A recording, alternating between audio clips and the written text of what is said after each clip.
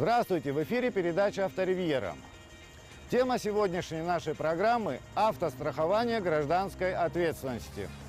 В этом направлении начала свою работу отечественная компания «Гарант страхования». О ее деятельности нам расскажет заместитель директора компании «Гарант страхования» Ахара Кецпа. Какие виды страхования представляет компания «Гарант страхования»? Гарант страхования представляет как добровольные виды страхования, так и обязательные виды страхования. Страховать в Абхазии можно как жилье, жизнь, имущество. Также можно страховать лизинговые производственные дела. Также есть обязательные виды страхования, которые действуют в Республике Абхазии, которые были приняты в 2006 году.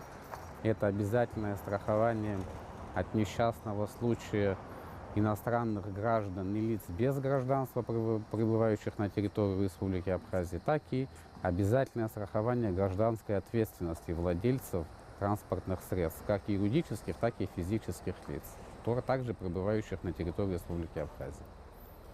Из всего спектра деятельности компании «Гарант страхования» для аудитории передачи «Авторивьера» наиболее актуально автострахование гражданской ответственности. Начнем с того, какие типы автострахования предлагает ваша компания. Недавно было принято постановлением Кабинета министров, были приняты тарифы для лиц, для иностранных граждан, пребывающих на своем личном автотранспорте на территории Республики Абхазии. Там тарифы принятые такие. 3 дня стоит 500 рублей для... Нету градации. Нужно просто понимать, что нету градации, как в Российской Федерации, на лошадиных сил, на год автотранспортного средства, на стаж водительский, и нету еще, был ли водитель, имел ли до этого ДТП, участвовал ли в дорожно-транспортном происшествии. У нас тарифы одни, и они установлены Кабинетом министров для всех автотранспортных средств. Для легкового транспортного средства 3 дня стоит 500 рублей, потому что появляются очень много отдыхающих иностранных граждан, которые посещают Республику Абхазию, заезжают на 1, максимум на 2 дня. И поэтому было принято решение сделать минимальный срок, хотя нигде такой практики даже и нету, о том, чтобы страховать ее на 3 дня. 500 рублей, неделя обходится застраховать машину 1000 рублей, и дальше есть 1500, 3000 рублей, 4000, есть еще на год 5000 рублей. Наши соседи, например, не делают такого снисхождения, у них нет, по-моему, страхования менее чем на месяц. Нет, у них для граждан Абхазии, для граждан СНГ, насколько я информирован, менее чем на 15 дней нету, но пересекая государственную границу между Абхазией и Россией, должно заплатить минимально 15 дней, обходится автотранспортное средство 4200 рублей. Для граждан, иностранных граждан, которые посещают нашу страну, минимальное будет 3 дня 500 рублей. Страховое покрытие будет, уже тоже оно установлено Кабинетом министров, оно будет стоить 120 тысяч. 50 тысяч это будет, грубо говоря, на сам автомобиль, а 70 тысяч это на здоровье и жизнь гражданина, который оно будет делиться на тех граждан, которые при ДТП произошел с ними, вдруг они попали в больницу. Есть страховая сумма, сумма покрытия. Нигде она, сумма покрытия, больше, чем положенная, которая оговаривается в законе и которая прописывается правилами, она не может быть. Но мы для того, чтобы поднять престиж государства, отношения, чтобы все-таки было у иностранных граждан, чтобы оно было к Абхазии чуть-чуть другое, и даже если у людей будут разбивать стекла, хоть это и не относится к страховому случаю, да, что мы берем на себя такие обязательства о том, что будем выплачивать даже разбитие стекол. И нужно понимать о том, что разбитие стекол просто так, если гражданин обратился, нет.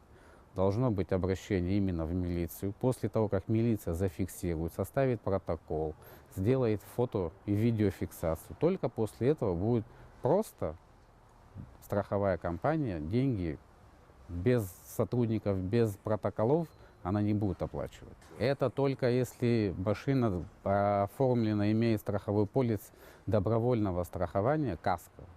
При этом случае, да. Если при ДТП нет пострадавших, если превышает 50 тысяч, допустим, ущерб на ремонт автомобиля, может эта страховая общая сумма пойти на покрытие ущерба? Нами заключен договор с одной крупной российской страховой компанией. Нами уже проведены переговоры с ними, при котором граждане, иностранные граждане, пересекая государственную границу, у нас будет такая услуга, как добровольная каска. Каска только без угона. Все расходы, связанные с дорожно-транспортными происшествиями, будет на себя брать чисто российская компания. С нашей стороны нужно будет только оформление, соответствующее, правильное оформление всех документов, при которых было совершено дорожно-транспортное происшествие. Ну вот возмещение ущерба это компании считают невыгодным, да, вот если при угоне.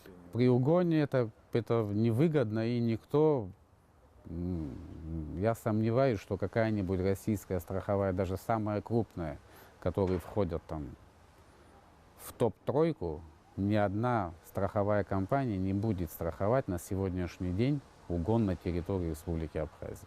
Как вы думаете, с чем это связано, что не хотят страховать угон на территории Республики Абхазия? Это, во-первых, связано со многими рисками. Зачем брать на себя? Страховая сумма будет оплачиваться в размере 3-4 тысяч рублей, а выплаты будут составлять миллионы. Получив маленький страховой взнос, оплачивать его никому это не нужно.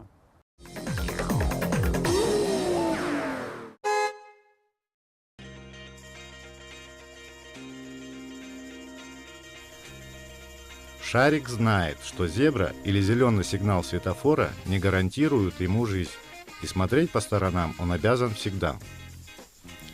Всем рекомендую держать в автомобиле свод правил дорожного движения. В нем вы всегда найдете ответы на возникшие у вас вопросы, особенно если они появились при общении с сотрудником госавтоинспекции.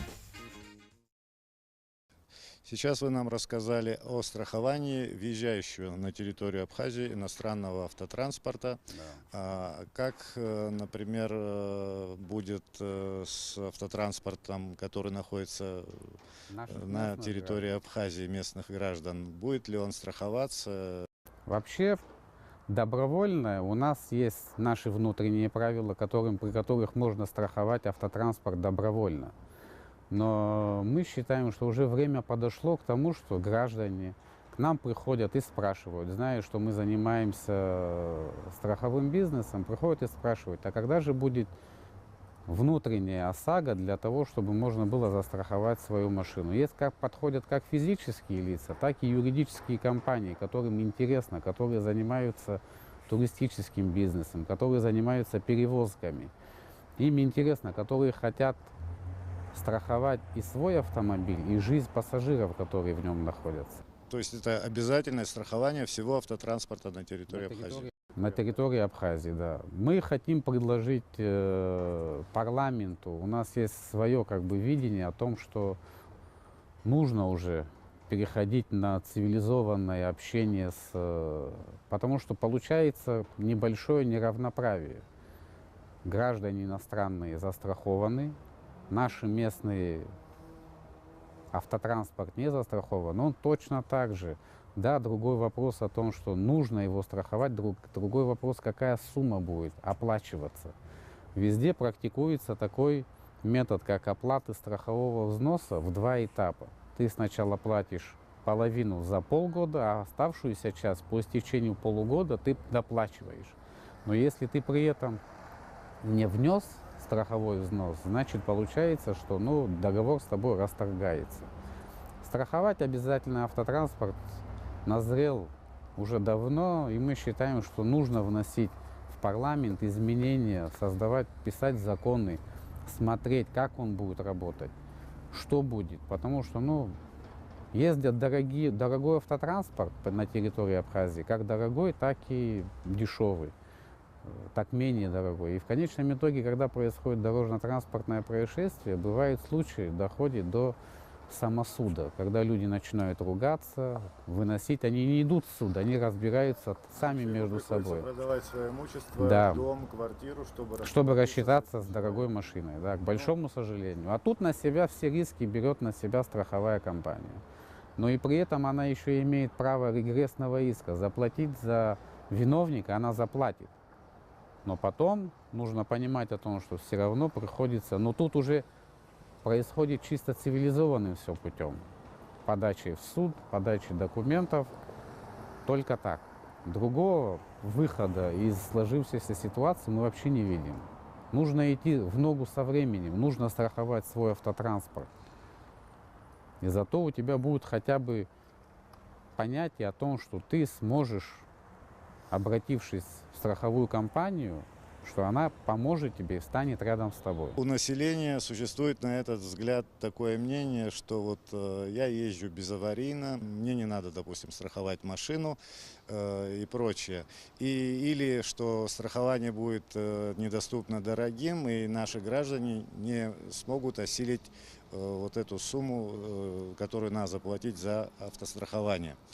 Но на самом деле, когда случается страховой случай, когда случается ДТП, вот как вы сказали, человек ударил очень дорогую машину. Пусть он, да, ездит на самой простой и дешевой машине, но надо будет возместить ущерб за это ДТП с этой машиной. И здесь ситуация такая, что, наверное, лучше все-таки страховать. Это практика мировая, все пришли к этому. Я понимаю, что, может быть, допустим, неуместные будут цифры, но в Германии, например, если брать Германию и брать Японию, то понятно, что там уровень жизни совсем другой, чем в Абхазии. Но хочу вам сказать о том, что 20% из того люди, что страхуют, среднестатистический немец на страхование всего, там страхование жизни, имущества, страхование оборудования, страхование, автострахование, ОСАГО, да, он тратит 2500 евро в год. Среднестатистический японец тратит на то же самое, да, тратит $5000 в год. При всем при этом граждане Германии из общего числа, которые страхуют, 20% приходится на автотранспорт. У них 90% автотранспорта застраховано. Ну, иначе ездить нельзя. Иначе ездить нельзя, потому что есть штрафы, есть санкции. Если машина не застрахована, штраф сначала один. Если машина попадает в дорожно-транспортное происшествие, то там уже применяется тройное увеличение штрафов.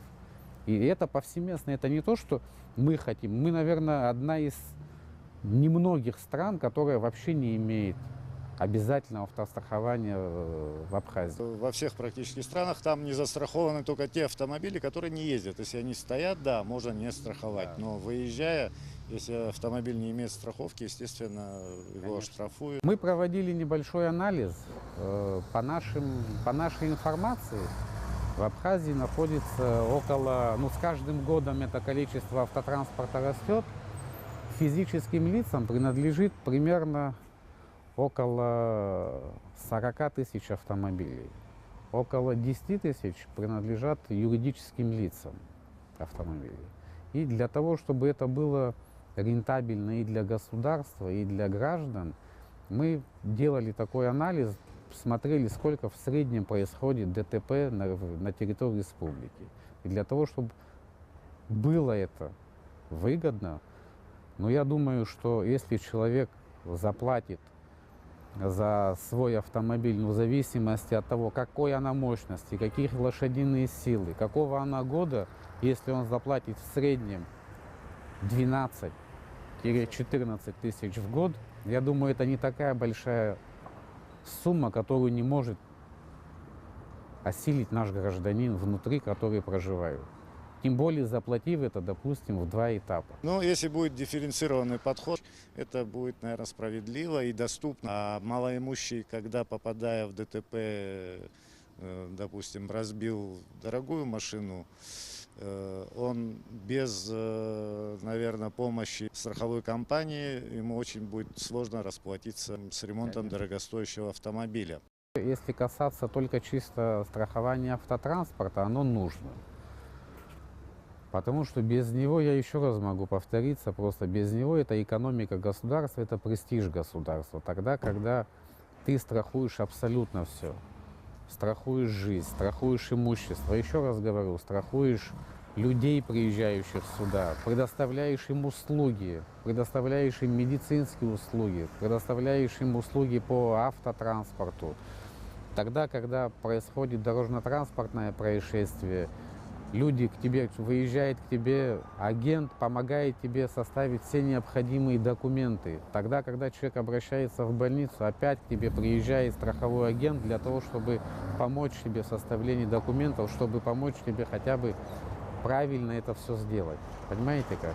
У нас на сегодняшний день и еще есть большое количество мигрантов, которые приезжают и тоже не застрахованы. Им нужно предоставлять медицинскую услугу. Приезжают граждане иностранных государств, а не один гражданин, иностранный гражданин, он не выедет за пределы своей страны, не застраховав свою жизнь на медицинских услугах. Понимаете как? И все это, когда заработает весь механизм. Страхование же это полный объем страхования всего. В Америке, например, действует 3000 видов страхования. В Израиле около 6000. Понимаете как? Вот есть разницы для того, чтобы в России, к большому сожалению, только 60 видов. Тут стоит еще сказать, наверное, о таком моменте, что страхование защищает права пострадавшего. Ну, страховая компания берет на себя в этом отношении, она берет на себя как можно больше рисков для того, чтобы не произошел, а если произошло дорожно-транспортное происшествие, еще раз говорю, для того, чтобы выйти из этой ситуации, чтобы не было никаких столкновений между гражданами, чтобы все это было поставлено на цивилизованные рельсы. Понимаете как? Нужно уже. Мы вышли из того ситуации, когда люди, слава богу, стали жить намного лучше. Люди начали покупать хорошие машины, начали обустраивать свое жилье, квартиры, дома, смотрят за собой. А когда ты говоришь о том, что ты страхуешь свой автотранспорт, то его уже нужно страховать.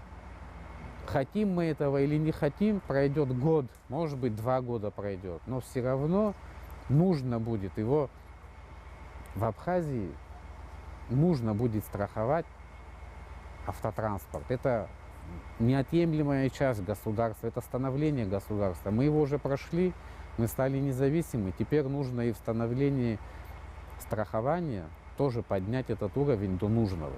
Чтобы ваша компания по части, допустим, страхования автомобилей работала налаженно, наверное, вам необходимы офисы в разных городах Абхазии, оценочная компания.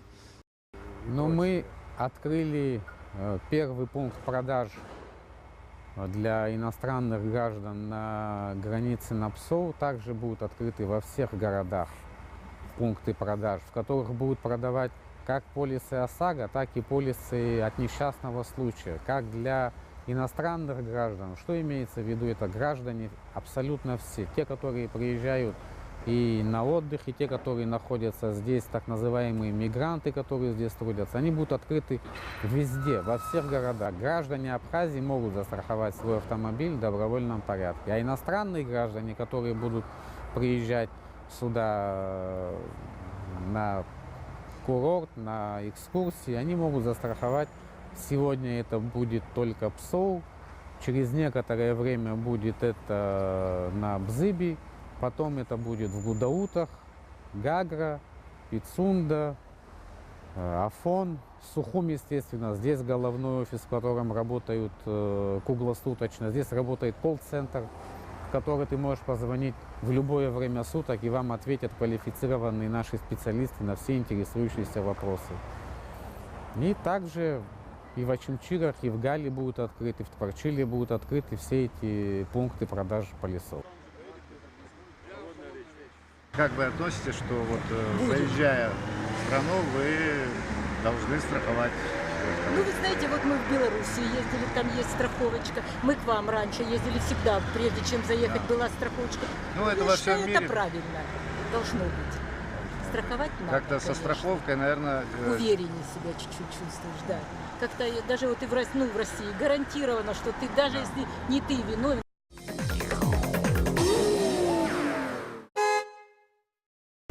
Может, ты наконец прекратишь на него смотреть?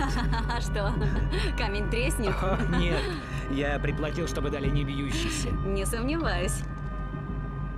Да выключи ты его. Сейчас только прочту и выключу. Выключай. Это сработает. Выключаю, выключаю.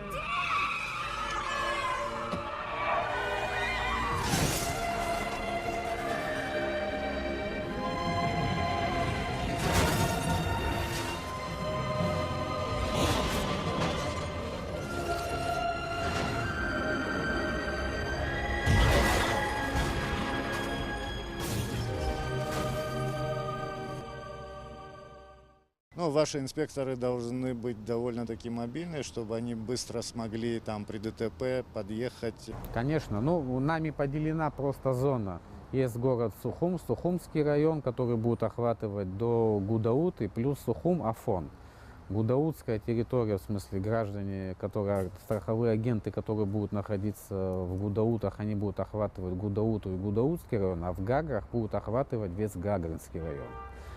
Такое у нас в планах. Мы собираемся еще также посылать наших молодых специалистов в Российскую Федерацию на обучение, потому что у нас не так уже много специалистов, которые могут квалифицированно предоставить все эти услуги. Договор уже, в принципе, он подписан, осталось только посылать туда молодых ребят. С оценочными компаниями подписаны договора с станциями технического обслуживания. Это очень хорошие специалисты, которые находятся, ну, в основном это пока город Сухум. Но мы также планируем подписывать договор и с городом Гагра, потому что основной поток, туристический поток, так как принят пока только закон об обязательном страховании иностранных граждан, гражданская ответственность, то это будет в основном поток находится там. Это Сухум и город Гагра, Гагринский район. Если они сделали страховку на 3 дня, а въехав в Абхазию захотели продлить еще на больше, то есть он может уже в любом офисе продлить. В любом офисе он может продолжить, да. Или потом еще хочу сказать, что есть в Кодексе административных правонарушений есть статья 116, где говорится о том, что без соответствующих документов, а под соответствующими документами понимается как технический осмотр, как временная регистрация, так и полис ОСАГО, то там предусматривается штраф в размере до 300 рублей. Там еще есть градация. При совершении ДТП, если нету страхового полиса, это влечет административном правонарушении намного более крупный штраф, чем 300 рублей. Он увеличивается в несколько раз, потому что это совсем другое правонарушение, потому что ты не имел полиса, совершил дорожно-транспортное происшествие, а там может быть в конечном итоге, там же может быть не только авария, что при дорожно-транспортном, но еще и может быть смертельный исход, к большому сожалению, который может произойти. Поэтому все это влечет на наложение очень крупных штрафов при ДТП. У нас очень много, в смысле, планов для того, чтобы страховой бизнес в Абхазии развился, и развился очень хорошо. В правильном направлении его нужно развивать.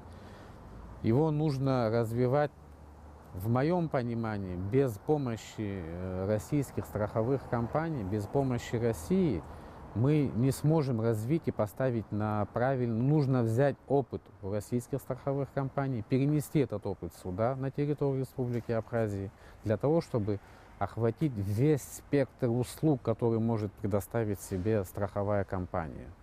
А потом, когда мы получили лицензию в апреле месяце, несколько месяцев делался, согласовывались тарифы, уменьшались, для того, чтобы было не очень сильно било по карману иностранных граждан.